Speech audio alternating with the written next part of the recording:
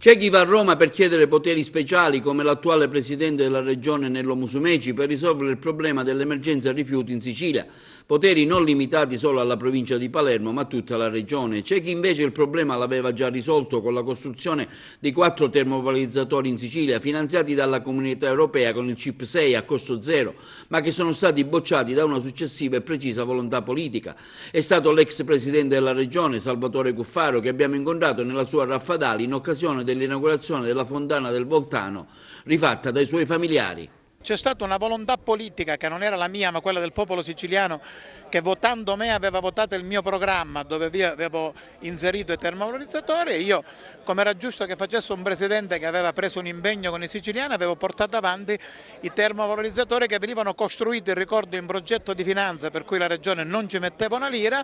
e soprattutto allora si potevano fare perché c'era il cosiddetto CIP 6, che era l'intervento dell'Europa a sostegno di questi termovalorizzatori. Oggi chi pensa di tornare a fare i termovalorizzatori mi fa una cosa gradita, perché ammette che quella politica che io 10 anni fa, 15 anni fa avevo portato avanti era quella giusta, e mi dispiace che il governo Lombardo prima e Crocetta poi l'abbiano voluto interrompere, ma soprattutto mi fa piacere non soltanto sapere che era giusta la politica, ma che si torna a parlare di una cosa che purtroppo oggi, devo dire, è difficile farla. Difficile farla perché non c'è più il contributo comunitario, quindi verrebbe a costare ai comuni moltissimo smaltire rifiuti, e poi perché credo, dalle poche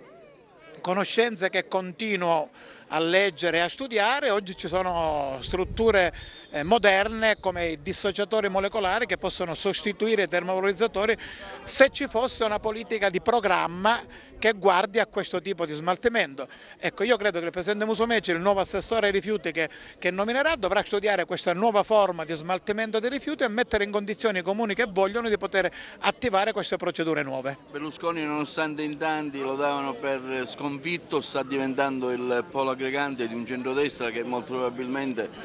può farcela. Berlusconi è stato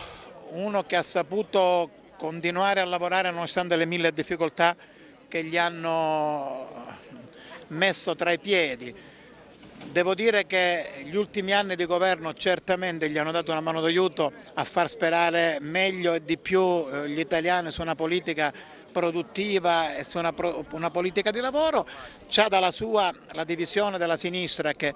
certamente non aiuta la sinistra con questa legge elettorale a prendere i collegi, c'è il pericolo dei 5 Stelle che invece secondo me con questa legge rischiano di prendere più parlamentare di quanti se ne stia immaginando sia la sinistra che la destra, quindi bisognerà,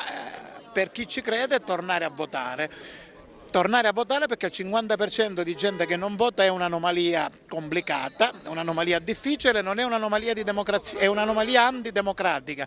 De Gasperi diceva una cosa importante, De Gasperi diceva: la politica la si fa o la si subisce. Ecco, chi non va a votare sceglie di non fare politica e di subirla, e quindi io invito la gente, secondo la propria vocazione, secondo il proprio impegno ideale e per le cose in cui crede, comunque di andare a votare e di partecipare al rinnovo del Parlamento, che continua ad essere il nostro fulcro della vita democratica. C'è sempre la voglia di fare politica, Presidente? La politica è una passione, non smette mai, so di non doverne fare, di non poterne fare, faccio altro, ma la politica non è soltanto la presenza nei partiti e nelle istituzioni, la politica è tutto quello che contribuisce a costruire un progetto di bene comune. A modo mio, scrivendo e andando in Africa ad aiutare la gente che ha bisogno, contribuisco a costruire un progetto di bene comune, quindi faccio politica.